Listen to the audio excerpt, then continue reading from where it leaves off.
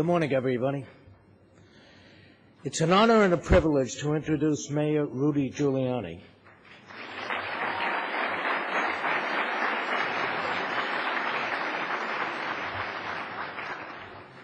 As you all know, Mayor Giuliani has always been a great friend to the Jewish people in the state of Israel. Who can forget when he famously kicked Yasser Arafat out of the Lincoln Center?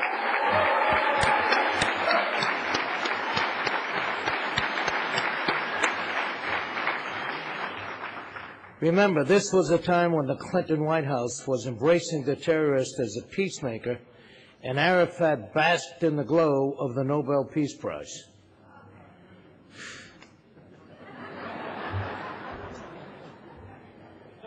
The judgment of the Nobel Committee. Whew.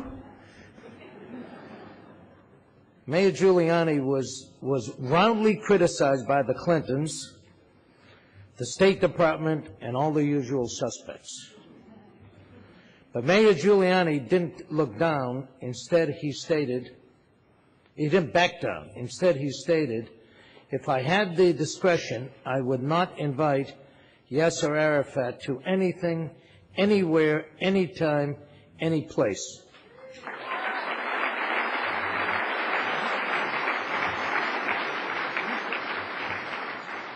Now that's moral clarity.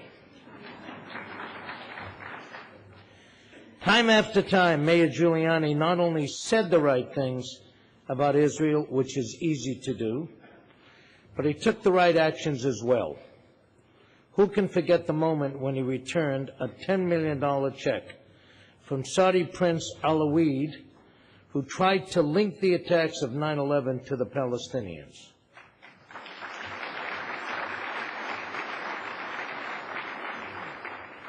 One final story that shows the mayor's commitment to Israel.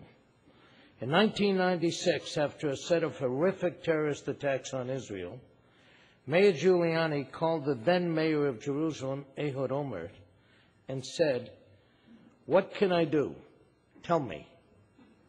Ehud Olmert says that spontaneously, he replied to Mayor Giuliani, and I quote Mr. Olmert here, "Come over, be with us." And Rudy said, "I will," and he did. Ladies and gentlemen, I give you Mayor Rudy Giuliani. No one is working harder to take our party's message to new communities and new voters and bring new people into the Republican Party than the Republican Jewish Coalition.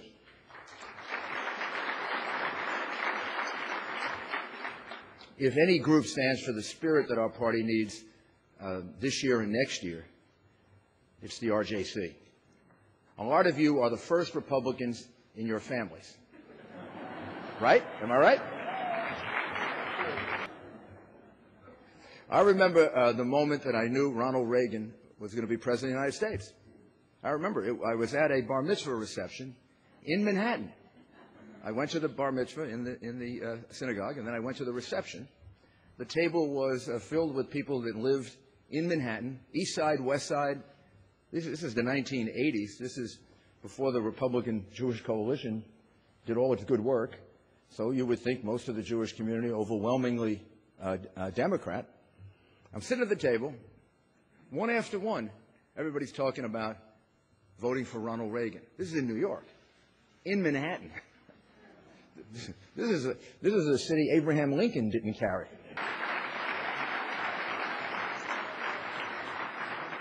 But like Ronald Reagan, we need an inspiring, we need a realigning candidate for president. We need a coast-to-coast candidate. We need a candidate that, the day after the nomination, we don't close down our offices in 20 states or 25 states like we've been doing, right? We don't win this next election if we don't run a campaign in New York and California. I tell you, we don't. If we give it away again, the margin of error isn't what it used to be. We decide to kiss away New York, California, Connecticut, New Jersey, Pennsylvania, Washington, Oregon, Illinois, Wisconsin, Minnesota, Michigan. Wow. We asked Florida to do a lot, but... Right, Mel? I mean, I know you guys are great, but... And I believe that I'm your candidate. I'm the one who can be a coast-to-coast candidate.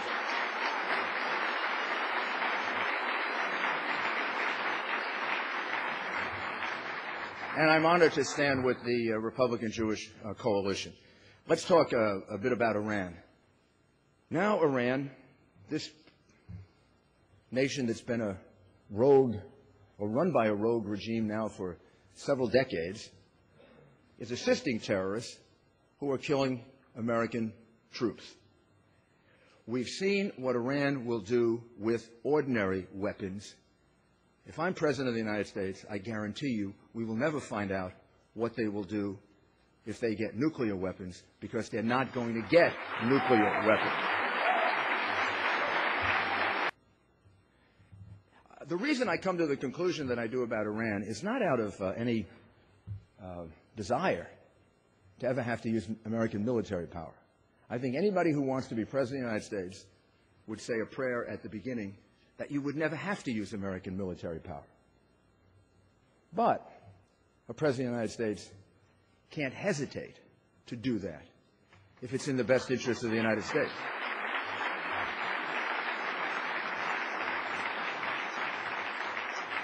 And the problem is not just Ahmadinejad. Ahmadinejad obviously is a serious problem. He is an irrational, a seriously irrational man, or he gives such a good imitation of one, we should take him seriously.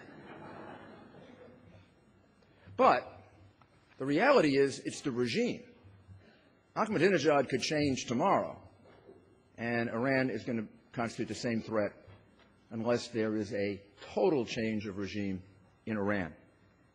And that's why I also support significantly increasing sanctions on Iran. I call on businesses and state-run pension funds to make certain that they divest from Iran, and that the companies they're investing in divest from Iran. We need to isolate the terror-funding theocrats in every way possible. And we must end direct and indirect investment until they change their course. And it is absolutely necessary that we're clear that the military option is not off the table. If America... Look at it this way. If America is clear that we will exercise the military option if we have to, the chances of having to do that decline.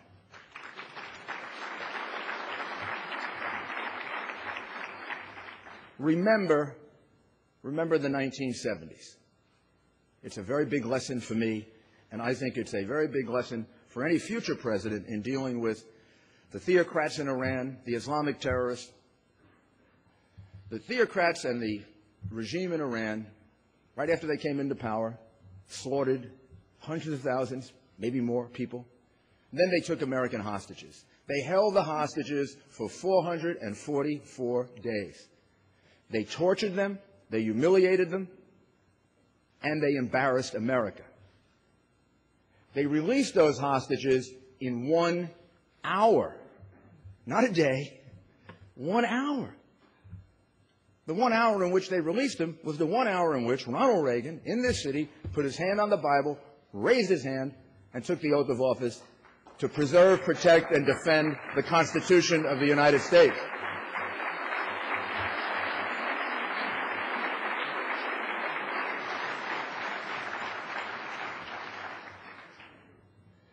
They saw something very different in Ronald Reagan's eyes than they saw in Jimmy Carter's eyes.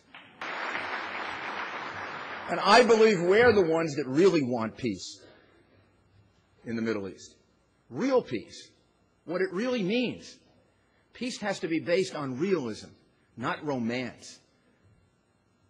It's shocking that 60 years after the Holocaust, the Jewish people are still required to negotiate for their right to exist. This is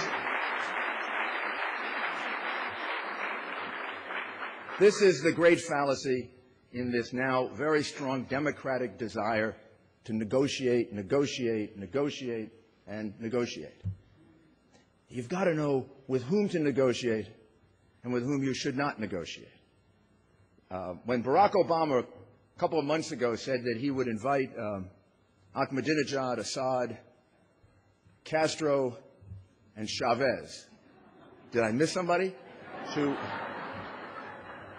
To Washington in the first year that he's in office to meet with them without preconditions, when he was condemned by Hillary Clinton, who now has joined his position. But that was one of the longest positions she's held, by the way.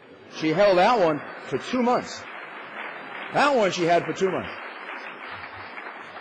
But at that time, she said he was wrong. That's the first time I agreed with her since the time that she announced she was a Yankee fan. Now she's taken the rug out from under my feet. But he announced that he's going to negotiate with these people without preconditions. And then he went on to explain, well, Ronald Reagan negotiated with the communists. I say this most respectfully. You're not Ronald Reagan, you know? The reality is there are many, many grievances and injustices in the world. We have some within our country. There are some in Israel. There are some all over. We've got a lot of things we have to correct. But these people are attacking us not for the things that are wrong about us that we have to correct. They're attacking us for the things that are right about us. I mean, they're attacking us for the good things about us. I mean, why are they doing it? They're doing it because my wife and the wives of the other candidates addressed a women's breakfast this morning. You think they have women's breakfast with political candidates speaking in Islamic terrorist countries or countries that support Islamic terrorism? I imagine they showed up for a breakfast. Maybe they get stoned or... I mean, they don't want women to have rights. Let's just deal with it. I mean, that's just the reality. They don't want to allow them to have rights. You got to negotiate with people that at least make a step toward giving a reasonable possibility of getting a sensible result. In the case of the Palestinians, here's what it is. Two big ones. First of all, the Palestinians have to say and acknowledge and mean it that Israel has a right to exist as a Jewish state. Number one.